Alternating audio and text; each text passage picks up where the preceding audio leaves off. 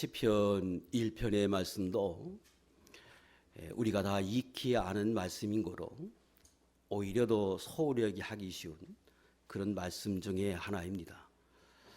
오늘 이 말씀은 아주 쉬운 말씀 같은데 그러나 사실은 시편의 주제와 같아서 시편의 맨 앞에 이 말씀을 두었고 또 우리 많은 사람들이 또 신학자들이 이 말씀은 누가 봐도 시편의 주제와 같다 이렇게 말씀하는 아주 귀한 말씀입니다. 오늘 이 말씀을 묵상하면서 또 하나님이 주시는 말씀 또 하나님이 주신 은혜 함께 누리면서 하나님 앞에 영광을 돌리길 원합니다. 자, 먼저 이 시편 1편에 몇 가지 특징들이 있는데 이 특징들을 좀 살펴보겠습니다. 첫 번째 특징은 아주 쉽도록 의인과 악인이 어떤 사람이다 설명하고 그 의인과 악인의 결말이 어떻다 이렇게 대조해 가면서 설명해 주고 있습니다. 또 이해하기 쉽게 하기 위해서 그 설명할 때도 점진적으로 그렇게 설명해서 모든 사람이 읽으면 이해할 수 있도록 그렇게 기록이 됐습니다. 또 본문에 말씀하는 이 복 있는 사람이라고 할 때 그 복은 세상적이고 물질적이고 현세적인 복과는 조금 구별됩니다. 물론 그 복도 포함이 되지만은 본문에는 이 영적이고 내세적인 복을 추구하고 있습니다. 일반적으로 사람들이 말할 때 오래 사는 거 복이라고 하지요. 또 재물을 얻는 거 이거 복이라고 합니다. 강령이라 그래서 이 땅에서 건강하게 사는 것, 평안하게 사는 것 이것도 복이라고 말합니다. 또 유호도 그래서 덕이 많고 즐길 줄 아는 사람 이것도 우리에게 이 5가지 복 중에 들어간다고 하고 고정명이라 그래서 죽을 때에 술을 다 누리고 평안히 죽는 것 이것도 복이라고 말합니다. 그런데 시편 1편에서는 그런 복들을 별로 논하지 않아요. 이것이 조금 특징 중에 하나입니다. 또 본문은 복을 받는 비결이 무엇이다 이렇게 설명하지 않고 복이 있는 사람이 어떤 사람이다 이렇게 설명해서 복 받는 비결이라고 설명하면 해석이 잘못될 수 있습니다. 이것이 본문의 특징 중에 하나라 이렇게 볼 수 있습니다. 그러면 시편 1편에서 말씀하는 복의 개념, 복의 정의가 무엇일까? 무엇을 지금 복 있는 사람이라고 말씀하는가? 이 부분을 우리가 좀 살필 필요가 있습니다.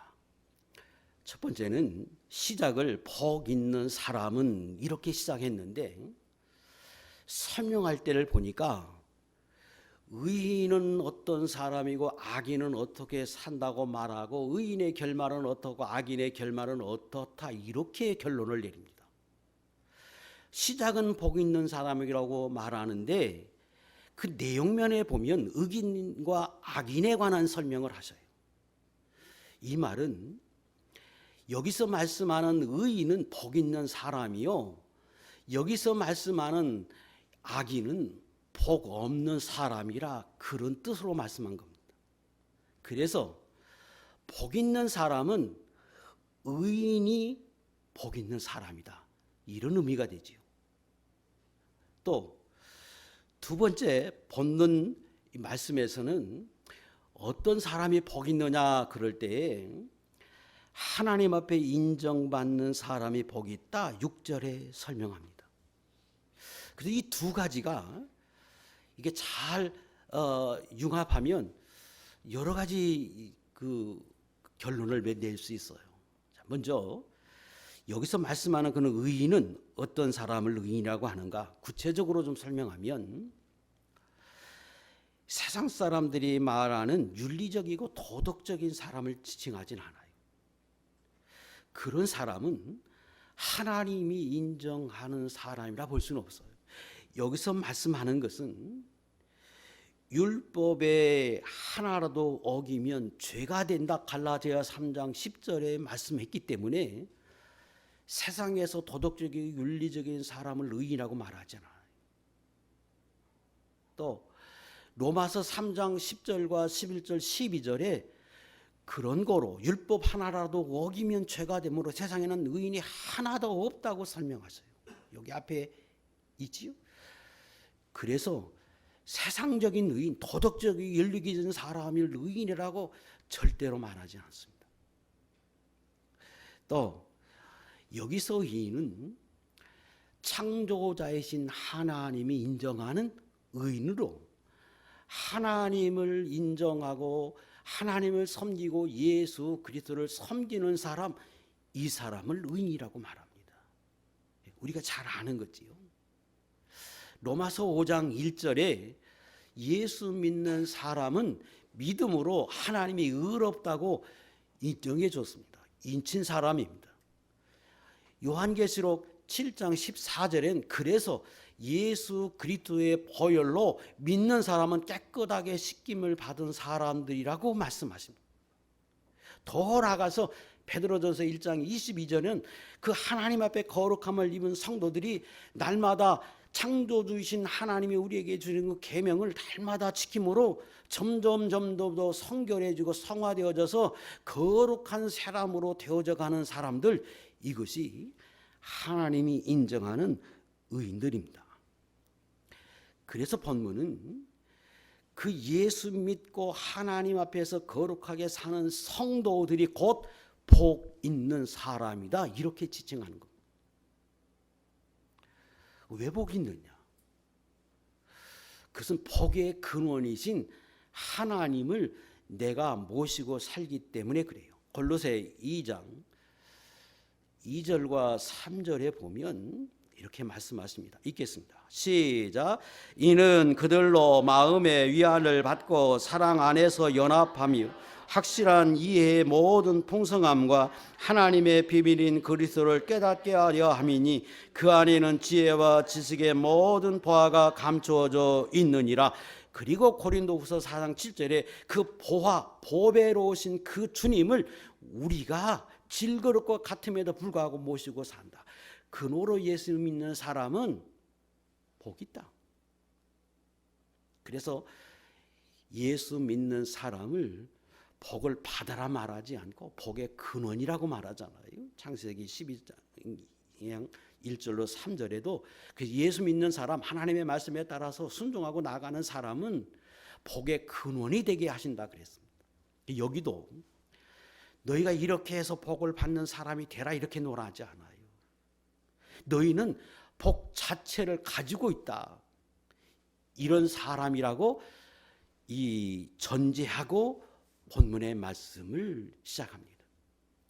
자, 그러면 예수 믿는 사람이 다 복을 받는 사람이고 복 있는 사람이라면 굳이 이렇게 여러 가지로 논할 필요는 또 없잖아요. 그런데 그럼에도 불구하고 복 있는 사람은 이런 사람이라고 다시 논하고 있어요. 예수 믿는 사람 분명히 복인데, 복의 근원과 같고 복 있는 사람들인데 본문에는 그걸 또 다른 차원에서 우리에게 말씀하신다는 거예요. 그래서 또 다른 의미로는 복 있는 사람은 의인이, 예수 믿는 사람이 복 있는 사람뿐 아니라 하나님 앞에 인정받아야 복 있는 사람이다, 6절에 그렇게 결론을 내요. 다시 말하면 예수 믿는 사람이라고 해도 복이 있는 사람으로 실제로 누리고 살려면 하나님 앞에 인정받는 사람이 되어야 한다, 그런 뜻입니다. 물론 예수 믿으면 하나님 인정하지요. 그런다고 다 이 세상에 복을 받는 게 아니기 때문에 그 하나님 앞에 정말로 복을 받고 누리고 살려면 인정받는 사람이 되라고 말이에요. 그리고 그 하나님, 우리가 아는 것처럼 공의로우신 분, 우리 내면의 모든 중심을 보셔요. 마음의 중심을 보신다고 하는 의미가 바로 그런 분이십니다. 그래서 너희가 복 있는 사람으로 살려면 이렇게 살아야 한다. 이런 사람은 복을 받는 사람의 특징이다. 이렇게 시편 1편에서 설명하십니다. 강조점이 달라요. 자, 그리고 복 있는 사람은 살펴보니까 이렇게 살더라, 이런 특징이 있더라고 설명을 1절에서 2절에서 했는데 그 내용을 자세히 살피면 두 가지로 구별했습니다. 하나는 1절에 소극적으로 세 가지를 강조해요.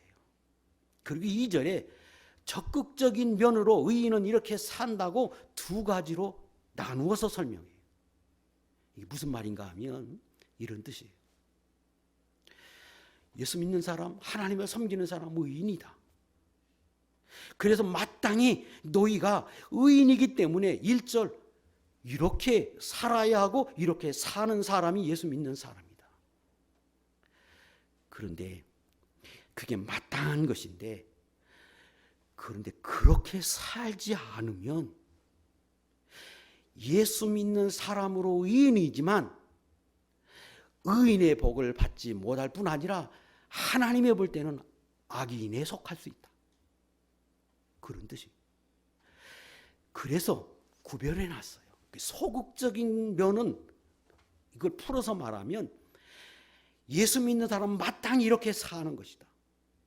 그 말 속에는 마땅히 그렇게 살아야 하는데 너희가 마땅히 이렇게 살지 않으면 하나님이 볼 때는 예수 믿는 사람들 중에 악인에 속할 수 있다. 그런 뜻입니다. 그래서 여기에 그 악인에게 어떤 결과를 얻는다고 하는 그것이 예수 믿는 사람에게도 해당될 수 있다고 하는 경각심을 주는 말씀이라는 거예요. 그래서 예수 믿는 사람 무조건 다 2절, 3절에 4절에 주신 축복을 다 받느냐 우리가 아는 것처럼 그러지 않잖아요. 그래, 그 부분을 강조해서 설명하고자 하신 겁니다. 또 이전에는 적극적으로 이렇게 살아야 한다고 두 가지를 말씀하세요. 그 의미는 뭐냐면 마땅히 소극적인 세 가지는 너희가 마땅히 그렇게 살아야 한다. 그런데 다 그렇게 살지만, 그렇게 일반적으로 살지만 적극적으로 하나님 앞에 2절에 있는 말씀처럼 사는 사람 많지 않다. 그렇게 살기만 하면 너희가 하나님 앞에 이런 복을 받는다고 설명을 하십니다. 그래서 적극적인 면으로 설명하는 의미는 이렇게 살 때 진정한 이 시편에서 말씀하고자 하는 그 복을 받는 사람이 될 수 있다. 이 부분을 강조하십니다. 또 강조점이 하나 있어요. 마지막 절 6절에 잘 살피면 의인은 하나님이 인정하신다. 예수 믿는 사람 하나님이 인정하신다.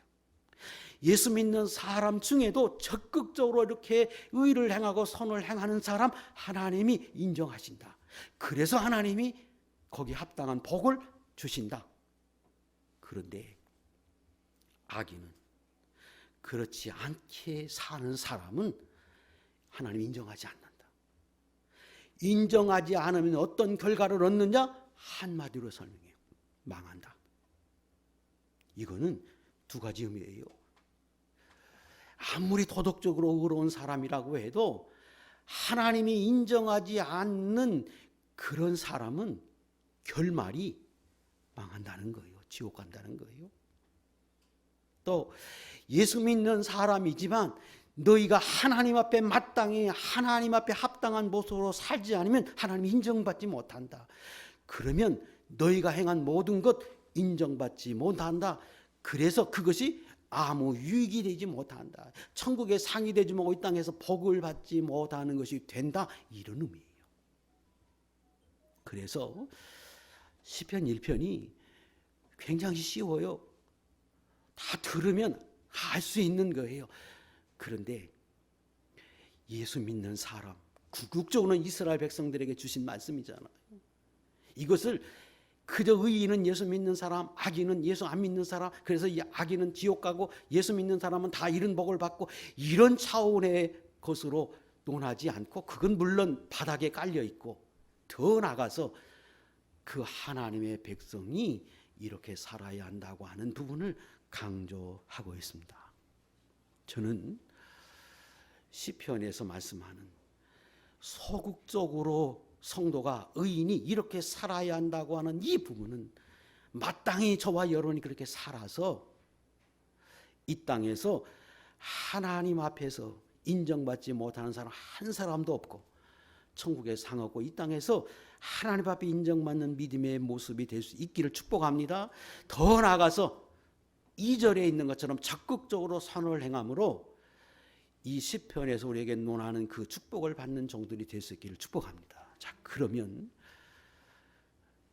여기 1절에서 말씀하는 소극적으로 예수 믿는 사람이 이렇게 살아야 한다? 다시 말하면 악인은 이런 모습이라고 설명하는 것은 예수 믿는 사람인데 너희가 악인의 모습으로 살면 안 된다, 이것은 적극적으로 피해야 된다, 그런 뜻이요. 왜? 그렇게 살면 예수 믿는 사람이지만 혹 천국에 갈 수 있을지 모르지만 혹 그러지 못할 수도 있다. 누구처럼? 가룟 유다처럼. 또 이 땅에서 너희가 예수 믿어서 천국에 갈지라도 실제로 하나님 앞에 복은 받지 못하는 사람이 될 수 있다. 왜? 하나님 앞에 인정받지 못해서. 그런 의미의 세 가지예요. 이걸 기억하면서 쉽게 점진적으로 설명했는데 귀 담고 절대로는 이런 사람이 되지 않도록 해야 합니다. 첫 번째는 악인들의 꾀를 따르지 아니하며. 악인들의 꾀를 따르지 않으며. 악인들의 꾀를 따르지 않는다는 말은 악인들, 하나님을 모르는 사람들, 실제로 악한 사람들, 이런 사람들은 꽤 마음속에서, 생각 속에서 악을 품어요. 생각 자체가 악한 생각을 가진다는 거예요. 마음속에서.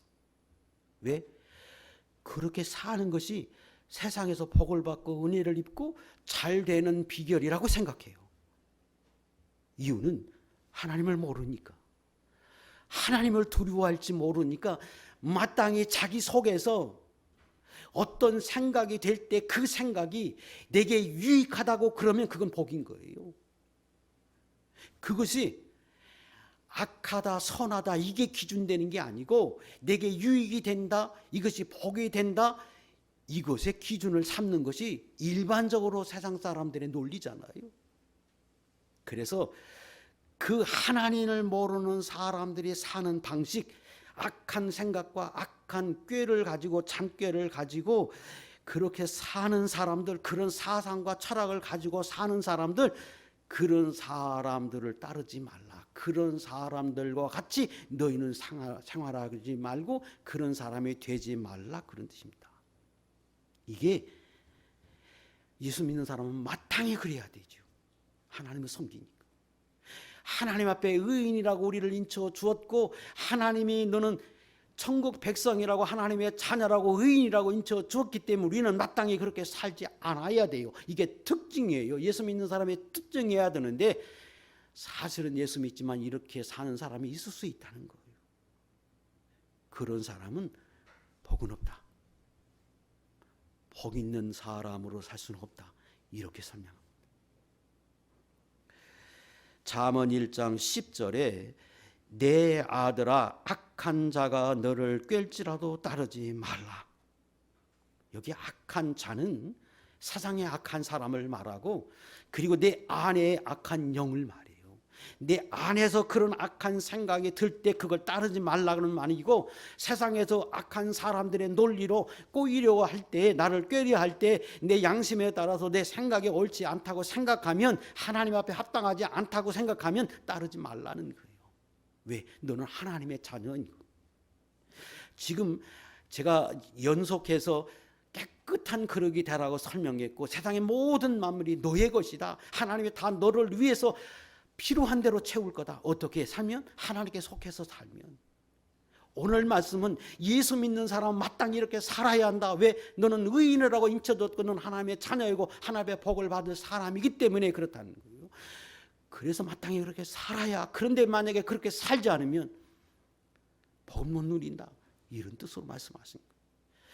그래서 예수 믿는 사람이 어디 있든지 내 안에서 그런 악이 생기거든, 그걸 적극적으로 버려야 합니다. 내 마음을 날마다 다스려서 악한 생각, 악한 마음, 잔꾀, 인간이 가지고 있는 그 잔꾀, 이것이 굉장한 큰 복이라고 생각하고 다 버려야 하는 거예요. 하나님이 기뻐하지 않는 모습.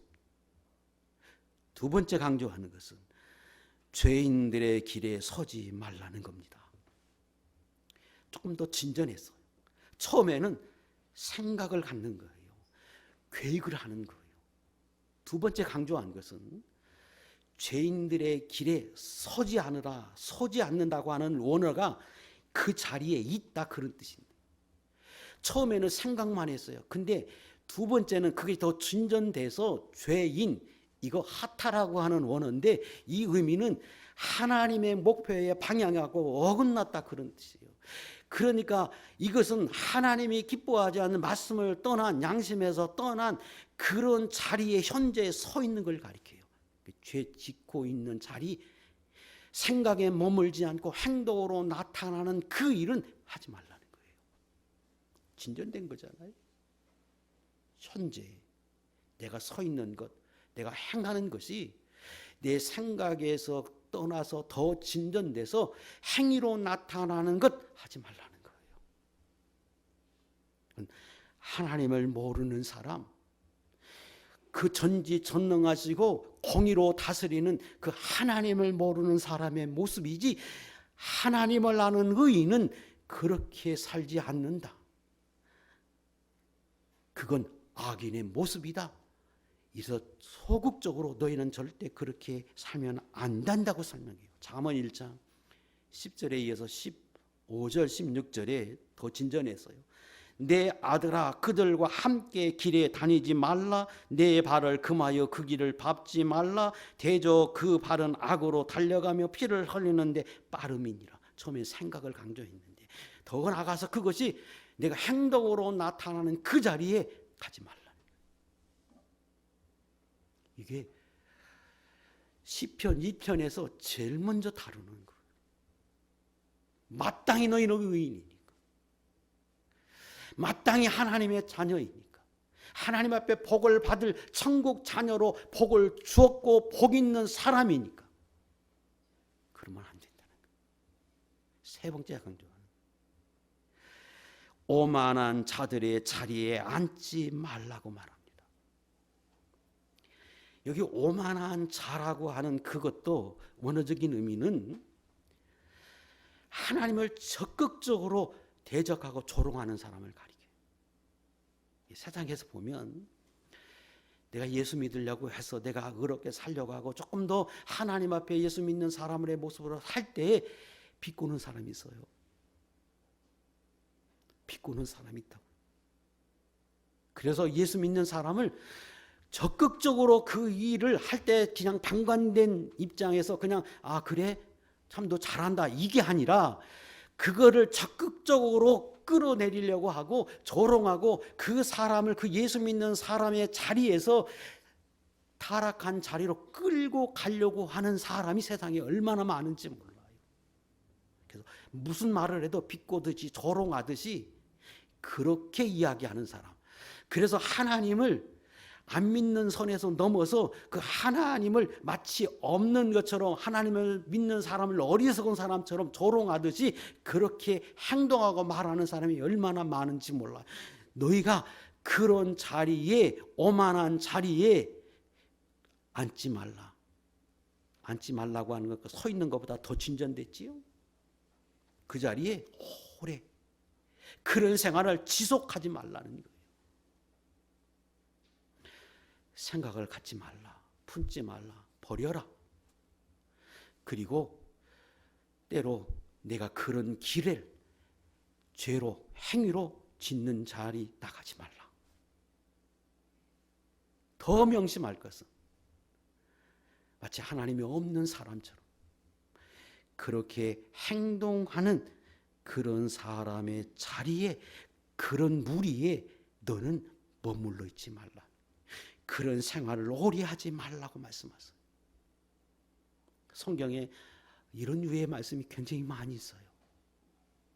민수기 16장에 보면 거기 그 하나님을 대적하는 무리 고라 당이 나오는데 그 무리들에게 하나님이 쭉 설명하시면서 그러지요. 너 거기 있으면 안 된다. 거기를 떠나라. 그 자리에 머물러 있지 말라. 이렇게 설명하세요. 오늘 저와 여러분들은 하나님 앞에서 복을 받은 사람이 복이 있는 사람입니다. 왜? 그 복의 근원이신 모든 만물의 주관하신 그 하나님을 내가 모시고 살기 때문에 그래요. 그러므로 하나님 모르는 사람처럼 죄의 길에 서지 않고 또 더 나아가서 그 자리에 머물러 있는 이런 사람이 되지 않기를 주의 이름으로 축복합니다. 왜 그래야 합니까? 다시 설명하니. 그러면 의인일지라도 하나님 앞에 인정받지 못한다. 너의 삶을, 너의 행위를, 너의 그 모든 것을 하나님 앞에 인정받지 못한다. 인정받지 못하면 어떻게 되느냐? 이 뒤에 설명하는 거예요. 그러면 겨와 같고 심판날 견디지 못한다.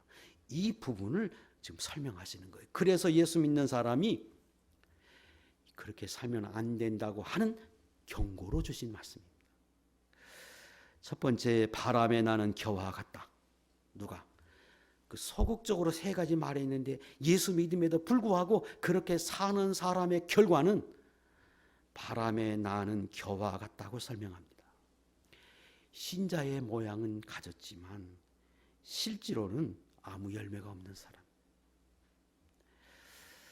바람이 불면 시련과 환난과 세상의 어떤 풍조가 닥치면 그 자리에 있지 못하고 날아가 버려요. 신앙 있는 것 같은데 세상에 조금 시련만 와버리면 신앙 없는 사람의 자리로 가버려요. 당연히 그럴 수밖에.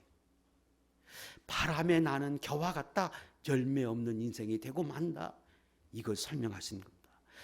심판을 견디지 못한다고 하는 것도 같은 의미로 말씀하시는데 요한계시록 3장에 우리가 공부할 때 배웠는데 하나님은 복을 주실 때에도 마지막에 이 땅에 주님이 재림하실 때에도 그렇게 평안하고 잘 될 때 주님이 오시지 않아요. 주님이 오시기 전에는 환난과 핍박이 심해서 예수 믿는 사람도 견디기 힘들 만한 때 주님이 오신다 그러지요. 왜 그래요? 그게 곧 시련의 때고 하나님이 달아보는 거예요.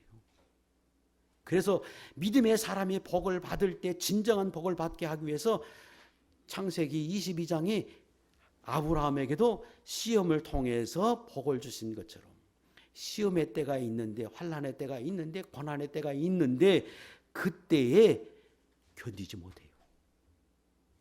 다시 말하면 악인의 꾀를 쫓는 사람, 생각으로 악을 품고 생활 속에서 악을 행하고 그리고 그 자리에 머물러 있는 그 두려움도 모르고 그 자리에 그냥 머물러서 그렇게 지속해서 사는 사람은 마땅히 악한 영의 미혹함이 다 넘어지죠. 그거 어떻게 견디겠어요?